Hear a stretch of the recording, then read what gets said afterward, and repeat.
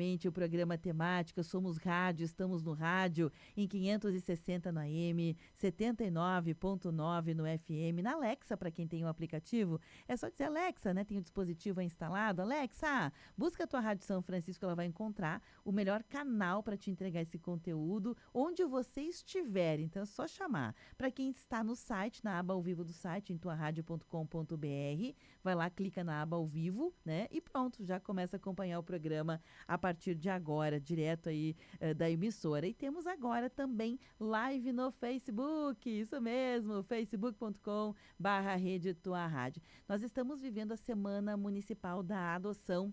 Ontem já teve uma iniciativa na Câmara de Vereadores no plenário, hoje também tem, né? E, aliás, o tema que nós tratamos em entrevista ontem será o tema hoje da conversa logo mais às 19 horas. Fica todo mundo convidado, é aberto ao público. E é algo que precisamos, como sociedade, dialogar mais, entender mais. Hoje, talvez não esteja na nossa pauta pessoal, né? Adoção talvez não esteja na nossa pauta. Mas é como emergência climática. A gente dizia, não é, isso não me diz respeito. A fumaça, o fogo lá na Amazônia é uma coisa tão longe, né? Hoje a gente entende que estes assuntos estão na agenda de todas as pessoas que vivem nesse tempo, de uma maneira ou de outra. Em algum momento isso vai tocar a nossa vida, então é bacana a gente saber. Se você tiver oportunidade, conhecimento nunca é demais.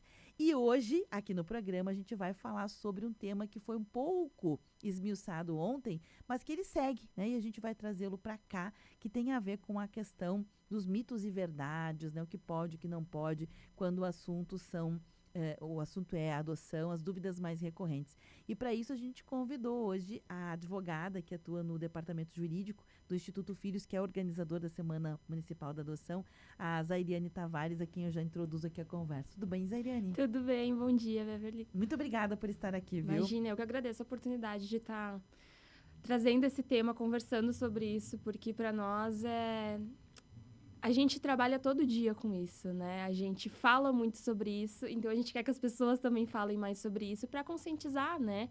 Informação nunca é demais, que nem tu disse. É verdade. Aliás, não é mesmo, né? Não. Até porque é um tempo em que a gente aprende coisas e ao aprendê-las percebe que tem um eito ainda pela frente, né? Muito mais. Zairiane, ontem foi uma noite para isso, né? Como é que foi? Me conta um pouquinho. Foi muito bacana, porque o que aconteceu ontem, a gente trouxe o pessoal da rede, né? Então, da FAS, do Condica, a gente trouxe os projetos que tem, então falaram sobre a Padrinho, falaram sobre o Família Acolhedoras e também sobre essa parte do Instituto, né? O que o Instituto faz. Porque a gente fala que não é só uma partezinha, a gente está conectado, né? Uma coisa vai ligando a outra e por isso que o nome é rede, né? Porque todos trabalhando junto em prol das crianças e adolescentes sempre, né? Uhum. Então foi muito bacana, até para as pessoas entenderem, para quem estava lá, o que cada projeto significa, o que atende cada projeto, né? Foi muito bacana. Hoje ainda acho que vai ser melhor, porque a gente vai ter o depoimento das famílias, né? Vai ser melhor ainda. É uma forma de a gente fazer pedagogia sobre o tema, né? Obviamente, tu trabalhas com a questão jurídica, né? Está lá dando esse assessoramento. E aí tem as dúvidas recorrentes, né? O que pode, o que não pode, o que as famílias, os pretendentes, eu vi que está no glossário, né? De quem trabalha com adoção, que o nome de quem a gente chama de, às vezes, de pai ou mãe do coração já também não é a melhor nomenclatura, mas que no glossário estão ali como pretendentes naquele momento, né? Isso. Então, a pessoa que é pretendente e que quer se tornar pai e mãe adotivo, que é o nome adequado, aprendi ontem, né? Pai e mãe adotivo, passa por uma jornada. Isso. O que no meio dessa jornada tem a ver com a questão jurídica? Então, vamos lá. É um processo, eu sempre gosto de dizer que ele é um processo. A via biológica não tem isso, né? Tu decide ser, né? Já não. A questão pela via da adoção, tu passa por uma série de avaliações, né? Então, tu decide, eu quero ser pai, eu quero ser mãe pela via da adoção, eu tenho que preencher um formulário, eu tenho que escolher um perfil, né? Na via biológica não tem isso, então ele tem que escolher se tu quer, que idade que tu quer, o sexo que tu quer, a etnia que tu quer. E aí tu vai passar por um curso, né? Um curso de capacitação desses pais. Então, o curso quem dá é o Instituto Filhos, né? Então, a gente tem um dia propriamente dito, que é uma semana inteira, né? O curso é 5 dias, uma semana inteira, mas tem um dia só da parte jurídica, que eu explico todos esses processos para eles, como tem o dia do aspecto psicológico, tem o dia que eles conhecem quem são essas crianças que vão ir para a casa deles, então as crianças que estão nas instituições de acolhimento, né? E depois eles passam ainda por avaliação com a psicóloga e assistente social do fórum. Aí, nisso, elas que vão indicar para o juiz se eles estão aptos ou não a serem pais. Então, tudo isso é jurídico, eu digo que esse... E, ao mesmo tempo, esses pais, eles têm o fora disso, né? A preparação. A gente sempre diz para eles que, a partir do momento que eles preenchem o formulário, eles já estão iniciando a gestação deles, né? Gestação psíquica, né? Então, é nisso, enquanto o processo jurídico vai andando, tu tem que trabalhar a tua mente também para receber essa criança. Então, eu digo que tudo é um processo, né? Toda a parte burocrática, demora muito, demora. Mas é porque tu vai estar recebendo uma criança, né? Ou um adolescente, enfim, um bebê, que passou por situação que muitos adultos nem imaginam passar, nem conseguiriam passar, né? Então, por isso que é muito cuidado, é muita atenção, por isso que demora, né? A gente tem que tá preparado. Eu sempre digo para eles, a gente não romantiza a adoção, que não tem por que romantizar a adoção, a gente mostra a realidade para eles, da mesma forma que a gente tem histórias lindas de adoção, como sempre, que dão super certo, né? Mas a gente sempre gosta de trazer essa realidade, né? O que acontece de fato. E juntamente com essa questão da parte jurídica. Porque a parte jurídica, a maior dúvida que eles têm é o tempo. Por que demora tanto, né? Por que acontece, eu vejo, tô aqui tanto tempo na fila, tô querendo ser pai, ser mãe, tem tantas crianças nos abrigos, mas é que não é assim que funciona, né? O que o Brasil quer, os pretendentes querem, que nem tu trouxe? Bebês. A gente não tem fábrica de bebês. E que bom, né? E que bom! E que bom! E que bom, então, é isso, entende? É um perfil que... Ontem o pessoal falava muito que a questão da adoção, ela também é uma questão política, né? Ela é uma questão de saúde pública. É todo um trabalho, uma questão que tem envolvida, não é só... Claro, o desejo do pretendente é somente ser motivado a ser pai ou mãe. Eu quero ser pai e ser mãe, é isso que tem que te motivar. Mas por trás disso são várias questões que envolvem. Né? Zariane, fico um pouco curiosa, porque assim, dentro dessa perspectiva, né, de como o Instituto Filhos nasce, se consolida, de como se constrói a Semana Municipal da Adoção, muita coisa também no aspecto social foi mudando, né? Por exemplo, no passado se tinha uma ideia da família margarina, até ganhou esse nome, né? Isso. Que era a família perfeita, o ideal de família. Mas hoje a gente sabe que esse núcleo familiar mudou muito, né? Tem famílias com vários tipos de constituição e nem porque são diferentes deixaram de ser família, né? Então, nossa ideia de família mudou. Dentro desta lógica que a ideia de família mudou, como o aspecto jurídico também se adequou a estes novos formatos de pretendentes à adoção, né, de pais e mães adotivos. Sim, com certeza. O que acontece? A gente também faz esse atendimento com as crianças, né? Então, a gente tem que explicar para eles os tipos de famílias, né? Então, pode vir 2 mamães, podem vir 2 papais, uma mãe, só um pai e uma mãe, né? Então, a gente trabalha isso com eles e a partir... O que acontece? Eu sempre gosto de falar que isso só tem na adoção. Não tem em outra via, só na adoção que acontece. Em questão de direito, a licença maternidade. A mulher tem direito aos mesmos 4 meses que a mãe gestante tem, tá? Mas o que só acontece na adoção, por exemplo, um casal homoafetivo formado por 2 homens, tá? Um deles pode pegar os 4 meses para ele. Solicita para o INSS concede esse período de licença. Na via biológica isso não existe, o homem só tem direito aos 5 dias. Mas na adoção, um do casal, né, consegue pegar esse direito para si. O outro fica com 5 dias normais. 2 mães, né? Um casal formado ali por 2 mães, uma delas pega os 4 meses também. Dependendo de se for concursado ou dependendo de eventual estatuto, pode até 6 meses. Independente da idade da criança. Independente da idade, a legislação mudou. Antes se eles tiver 15 especificavam... ou 16 anos, é 4 meses. Ok. Isso aí, antes não era, tá? A CLT atualizou daí ali e agora é independente da idade. Inclusive, eu sempre falo, se o INSS chega a negar, porque acontece, né? A gente sabe como é que funciona. Entra com processo, tu ganha o processo, tá? É batata, assim, não tem... é direito, tá na lei, então tem que ser respeitado, né? Que mais? Por exemplo, a gente falou dos casais homoafetivos, né? Me parece que também, eu não sei quais são os critérios, talvez uma segunda pergunta é quais são os critérios, né? Financeiros, morais, legais, para que o pretendente seja também aceito, né? Depois vai se avaliar, mas mesmo para se candidatar, já deve ter um conjunto de critérios. E é nesse lugar que eu quero ficar. Conjunto de critérios que habilita alguém a se candidatar, né? E depois entrar no processo e ser avaliado. Pode, por exemplo, uma pessoa solteira? Pode, com certeza. Um pai solo ou uma mãe solo. Vai passar pelos mesmas avaliações que um casal comum, tá? O que que acontece? Eu falei pra vocês que tinha o curso ali, né? Esse curso que o Instituto dá, a gente não avalia. A gente trabalha a adoção com eles, então a gente explica tudo.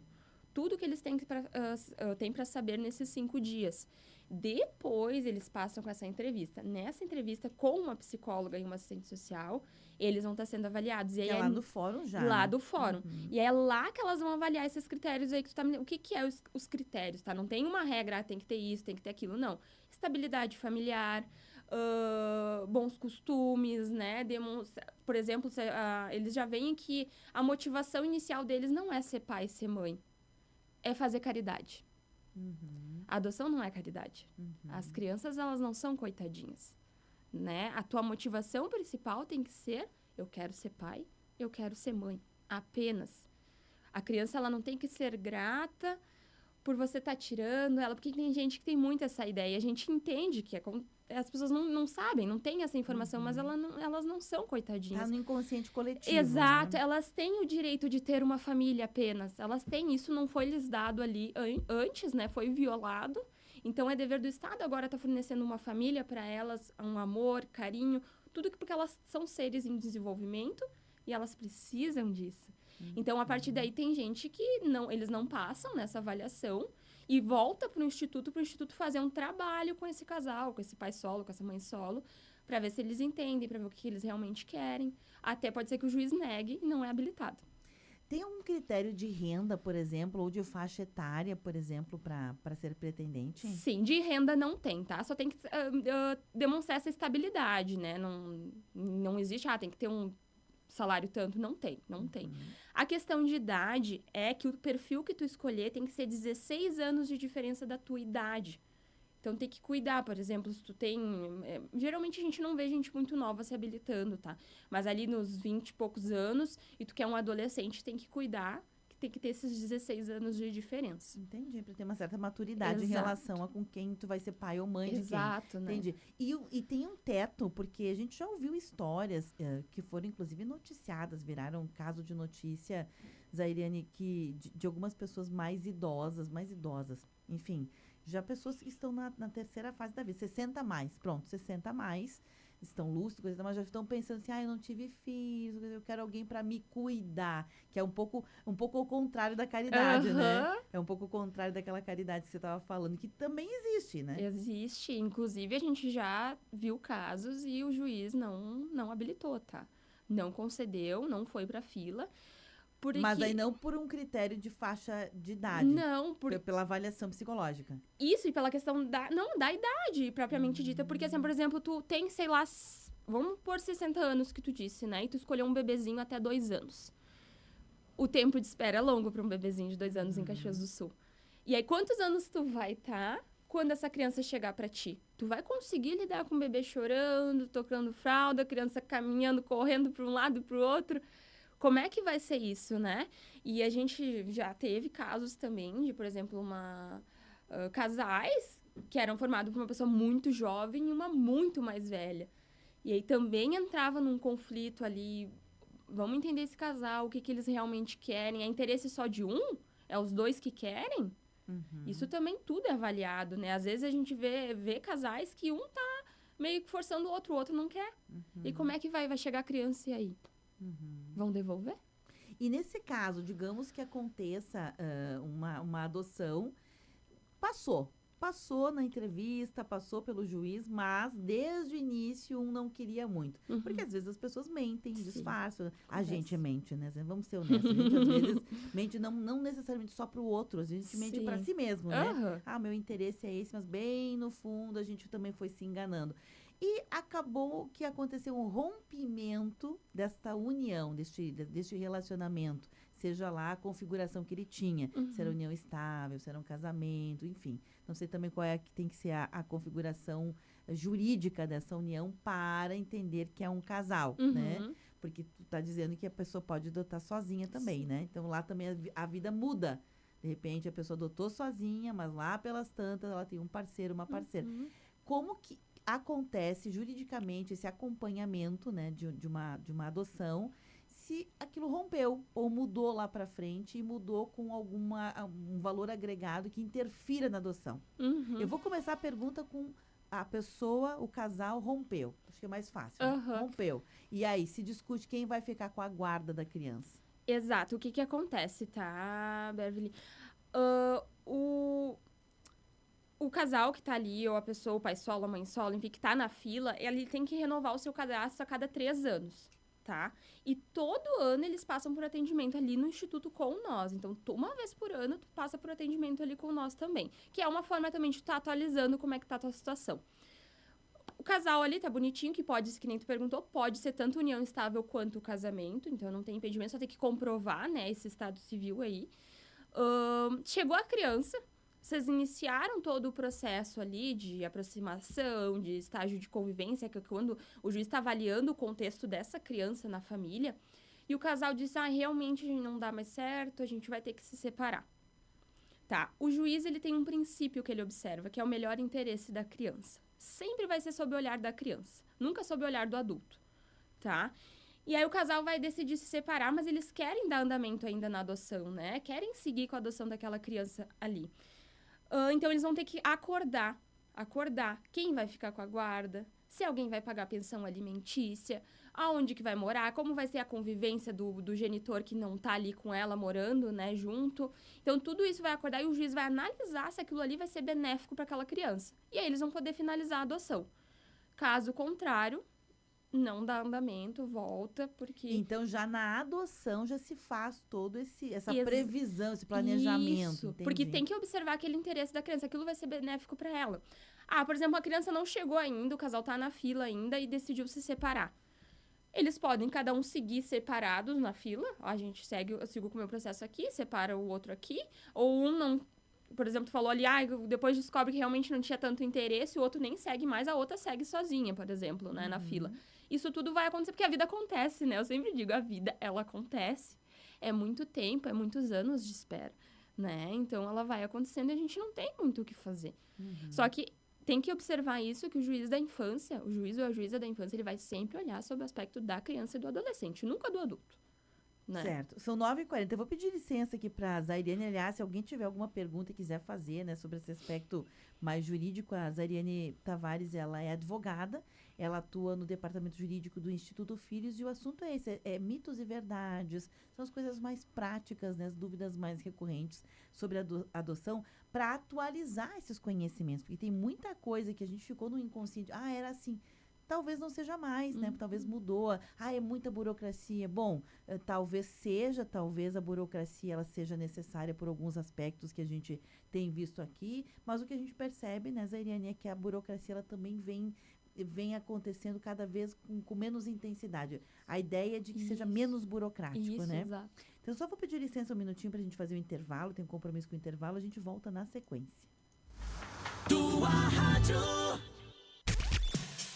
Tricofest, de 9 de maio a 22 de junho, no Centro de Eventos de Nova Petrópolis. E a hora? 9h41. Cimex transforma 2025, 22 de maio, no UX Teatro. E a temperatura? 16 graus. Você está online? Há quanto tempo? Atividades como jogos de azar e compras online podem se tornar compulsões, afetando negativamente as finanças e os relacionamentos. O fácil acesso a cassinos e lojas virtuais pode ser uma armadilha para pessoas suscetíveis ao vício em jogos e compras compulsivas. A internet impacta o corpo e a mente. Viva também no mundo real. Uma campanha em parceria com a Rádio Câmara.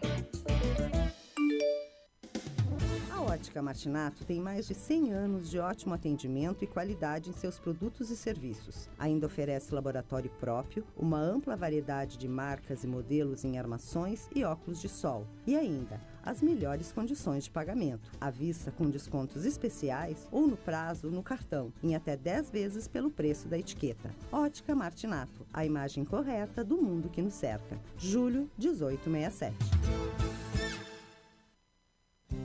Tua Essência. Normalmente a noite é um dos momentos em que todos os questionamentos sobre os caminhos da vida vêm à tona. E aí é que as boas amizades são ainda mais importantes, pois basta uma palavra para nos confortar ou nos dar mais confiança. Por noites mais leves, o programa Tua Essência oferece companhia e amizade, de segunda a sábado, das 8 à meia-noite. Postos Rodeio, há mais de 50 anos, oferecendo combustíveis de alta qualidade para Caxias do Sul. Aqui você encontra gasolina comum e aditivada, diesel aditivado e os melhores lubrificantes do mercado. E quando precisar de gás, você também pode comprar os produtos Liquigás em 2 vezes no cartão de crédito. Estamos em 6 pontos estratégicos de Caxias do Sul. Acesse postosrodeio.com.br e confira nossos endereços. Postos Rodeio, aqui você entra como cliente e sai como amigo. Caxias mais iluminada e segura. O novo sistema de iluminação de LED está 70% concluído. Os pedidos de troca de lâmpadas, que eram 5.000, estão quase zerados. Implantado há 1 ano, cercamento eletrônico com 400 câmeras e uma moderna central de monitoramento já reduziu em mais de 50% o roubo de carros e assaltos na cidade. Caxias mais iluminada, Caxias mais segura. Prefeitura de Caxias do Sul, superando desafios, construindo o futuro. Neste domingo, o Gente Nossa vai estar ao vivo na festa em honra a Nossa Senhora do Caravaggio, Capela São Rafael, Nova Palmira, Vila Cristina, com a apresentação de Romualdo Corlatti. 10h30, missa festiva, celebrada pelo padre Oséias, e animação da família Potter. Meio-dia, almoço com sopa de anholine, leço, galeto, porco, churrasco, maionese, saladas diversas, pão e café com biscoito. Após o tradicional rifão, ingressos adultos R$ 75, 11 a 13 anos, 35. Reservas com Ismael Delagostino, 999-831937. Projeto Gente Nossa, da tua Rádio São Francisco. Patrocínio, Associação dos Aposentados e Pensionistas de Caxias do Sul. Fone 3221-7164. Associe-se na Agrimar. Você encontra uma linha completa de produtos, máquinas agrícolas e itens para jardinagem. Agrimar, cultivamos amor à terra. Faça as contas que vale mais comprar o seu próximo carro na Carburgo Volkswagen. Tá na hora do seu café forte e poderoso. Bom Jesus, café que tudo vai dar certo. Super Andreaça tem muito mais qualidade, variedade e economia para toda a família. Lojas Colombo, tudo que a vida tem de melhor há 65 anos. Prefeitura de Caxias, Sortidos Orquídea, perfeito para compartilhar. O papo rende e o biscoito também. Priorize o bem-estar dos seus colaboradores e familiares com o Prime, o novo plano do Círculo Saúde.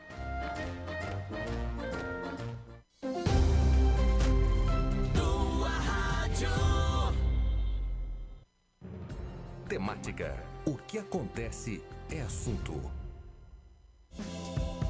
9h45, de volta com o programa Temática. Hoje, né, nós estamos aqui, desde ontem, na verdade, dedicando um tempo maior à questão da adoção, porque nós estamos na Semana Municipal da Adoção, né? Então, ontem nós fizemos uma entrevista com o Lucas, que é um dos psicólogos sociais do Instituto Filho. Ele é psicólogo clínico e atua como psicólogo social na instituição, ajudando essa questão mais comportamental no processo de adoção. E hoje nós trouxemos aqui a Zairiane Tavares, com um olhar um pouco mais jurídico, né? O que pode, o que não pode, o que é legal, o que não é legal, o que está certo, o que não está certo, para a gente ir entendendo um pouco mais esse universo da adoção.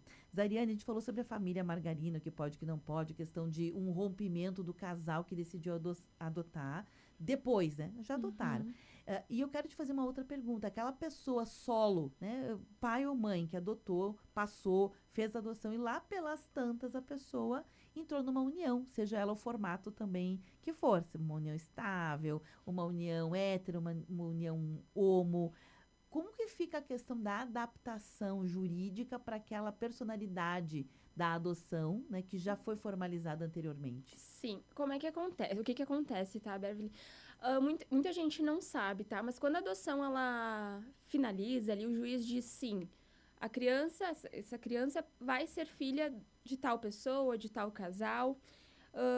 Juridicamente, é feito um novo registro. Então, aquele registro que essa criança tinha, inclusive o CPF, ele é excluído. É gerado um novo CPF, uma nova certidão de nascimento. Nessa certidão de nascimento fica constando, inclusive, os sobrenomes desses novos pais. Os pais desses pais ficam incluídos como avós. Tudo bonitinho. Isso tudo por quê? Para proteger essa criança e a família biológica não saber onde ela está, né? Por isso que é gerado toda uma proteção legal que tem. Por exemplo, questionou o pai solo. Adotei uma criança, né? Solo. Já tudo certo, documentação nova, já foi finalizado, já é filho, né? Entrou numa nova união, casou, essa nova companheira, digamos, já criou um vínculo forte com essa criança, então já existe um vínculo fortalecido e comprovado, né? Aí tu pode entrar com um pedido judicial. O que acontece hoje, tá? Provavelmente, se é um pai solo, não vai ter registro de mãe. Então, ela pode estar sendo incluída ali como mãe. Hoje, o que está sendo feito muito? A mãe socioafetiva e o pai socioafetivo também. Não é adoção, né? É a socioafetividade. Então, é comprovado um vínculo. Muita gente está fazendo isso também. É incluído na certidão de nascimento e tem os mesmos direitos e deveres que pai e mãe, tá? Então, isso tudo, novamente, o juiz vai analisar o que é benéfico ou não para a criança. Então, tem que ser judicial, tá? Vai ter que entrar com um pedido ali e analisado o que vai ser benéfico ou não para aquela criança, tá? E provar o vínculo. Tem uma pergunta aqui. A pessoa pede para eu evitar de dizer o nome, embora também não... Enfim, eu vou evitar porque não é nenhuma pergunta constrangedora. É uma ouvinte, tá? Ela comenta o seguinte. Ela conhece uma pessoa da família dela, né? Que é uma mulher que tem uma filha. Que essa filha já está com 17 para 18 anos. Está quase atingindo a maioridade civil, né? E essa mulher casou de novo. Agora, faz 1 ano, 2, é casada de novo. E tinha uma má relação de pai e filho, deste pai biológico com essa menina de 17 para 18 anos. E este pai agora que casou, ele quer adotar, né? Ele quer, por exemplo, passar o plano de saúde para ela, quer que ela tenha os direitos que ele tem, né? Que ele tem, porque ele gosta muito, se dá muito bem, ele quer que conste também o nome dele na certidão de nascimento. Isso é uma boa ideia, já que estão quase virando ali para 18 anos? Sim, o que acontece, tá? Para adotar efetivamente, ser pai efetivamente, eles vão ter que intimar esse pai biológico para dizer se concorda ou não. Ou destituir. Existe a destituição do poder familiar. O que é isso? É quando um pai ou uma mãe não exerce o seu poder de forma adequada, o juiz destitui o teu direito sobre aquela criança, tá? Então, provavelmente vai ter que passar todo um processo judicial para tirar aquele pai biológico e incluir o pai ali afetivo que ela tem. Ou fazer isso que eu expliquei antes. Incluir como pai socioafetivo. Vai ficar constando dois pais. Entendi. Então, essas duas formas que tem de fazer, tá? E se for essa modalidade, né, no caso, que me parece que é um pouco mais rápida, né, de incluir 2, esse filho, né, que foi adotado de forma afetiva, ele passa a ter esses direitos, por exemplo, de plano de saúde desse pai afetivo? Tudo. Eventual separação, tem que pagar pensão alimentícia, tem direito sucessório depois, né, eventual falecimento. Não tem diferença, tá? Fica constando os mesmos direitos e deveres que um pai e uma mãe. Entendi. Tá respondida aqui a pergunta, acho que da ouvinte. Se é uma boa ideia ou não, acho que a família é quem tem que avaliar isso, né? Tem que avaliar e procurar também, eu digo, uma consulta jurídica mais específica para analisar bem o caso, tá? Mas é viável. Eu sempre digo, as famílias, elas vão acontecendo, elas vão se formando, né? E por que não? Se tem um vínculo fortalecido com essa jovem, né? De pai para filha... Por que não? Porque ela também vai pedir isso. Ele que me criou, ele que me cuida, eu quero o nome dele no meu nome, né? Eu quero, inclusive, no meu documento ali para mostrar que eu sou filha dele. Né? Mas no caso de 2, não retira o sobrenome do pai biológico. Não, ela só vai incluir o outro, né? Isso aí. Claro, ela pode, como a gente, né? A gente tem um nome muito grande, a gente... Muda. Não é que muda, mas a gente reduz. Ele na prática. Lá na certidão, no documento, continua inteiro. Pode ser também, né? Não muda nada, né? Não muda. 9h51. Quero te perguntar sobre herança, né? Questão sucessória, você falou. Me parece que é uma, talvez, das preocupações, dúvidas recorrentes. Não sei se é verdade, né? Mas me parece que sim. É verdade?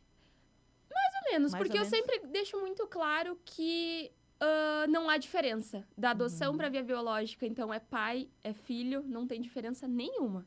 Então, quando a gente diz que transfere todos os direitos legais, é porque transfere todos os direitos legais que os pais biológicos tinham para os pais adotivos. As histórias que a gente, às vezes, escuta por aí, Zairiane, é de que quando há um filho biológico e mais uma adoção, né? Então, aí, às vezes, há algum tipo de conflito, ou quando o patrimônio é grande, né? O patrimônio financeiro é grande, aí tem conflitos. Era adotado, então não vai herdar terras, ou depois que esse pai ou essa mãe adotiva falecem, e aí começam as discussões. Então, como se proteger, como se salvaguardar aquilo que o dono do patrimônio gostaria que fosse feito de verdade? Então, o que acontece, né? Eu sempre digo que a gente, depois que acontece um inventário, digamos, judicial, que a gente conhece a família de verdade, conhece quem são as pessoas, que nem no divórcio. No divórcio Mas a gente... na via biológica também, Também, né? exato. É ali que a gente conhece quem são as pessoas de verdade, né? Mas quando eu digo que não tem diferença, é porque não tem. Se tem um filho biológico e um filho adotivo, vai ser dividido 50-50. Não tem como fugir. Por quê? Porque a gente tem um documento. Nesse documento do filho adotivo vai estar constando quem são os pais dele. Ele é herdeiro legítimo, herdeiro direto. Então, não tem nem como discutir, não tem brecha para discussão, tá? Podem até questionar, mas se tá, claro, se passou por um processo legal e tá registrado como filho, vai ser herdeiro. Não tem discussão. Perfeito. Podem brigar depois, mas o direito vai ser salvaguardado. Vai ser, Falecimento. Esse pai ou mãe adotiva, né, faleceu ou faleceram. E este filho adotivo não atingiu a maioridade. Como é que fica? Então, né, tem que ver quem que seria ali, vai ser o tutor, né? Por exemplo, se vai ter uma irmã, se vai ter um vô, alguém vai ter que ficar com a guarda, né? Aí a gente entra muito naquela questão do virou órfão, né? Digamos, virou órfão. Não tem ninguém da família extensa, que a família extensa é o quê? O tio, um primo, um irmão, um avô para cuidar. Provavelmente possa ir para instituição de acolhimento e uma nova adoção. Que triste, né? Às vezes é porque realmente não tem quem cuide. Exato, né? exato. Isso acontece até tem na crianças vida normal. no abrigo e nas casas lares que são órfãos, né? Que realmente os pais faleceram, não tem quem cuide e aí vai para adoção. Acontece, né? Porque hoje eu até gosto de lembrar aqui para vocês que a gente não se fala mais orfanato, tá, gente? É instituição de acolhimento, que são os abrigos e as casas lares, porque orfanato são de órfãos, de pessoas que os pais faleceram, né? Então, não se fala mais orfanato. E uma última pergunta.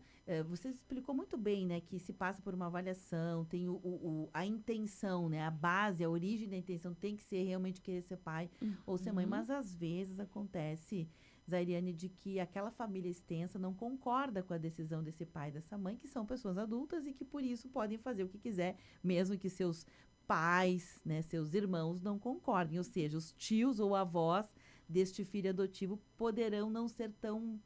não aceitar tão bem a situação. Ok, se a pessoa tem a sua vida. Mas no caso de um falecimento, que este grupo, esse núcleo familiar extenso, não era a favor, eles são obrigados a cuidar, se puderem? Não é obrigado, porque Não é. É justamente isso, eles vão passar por uma avaliação da rede, tá?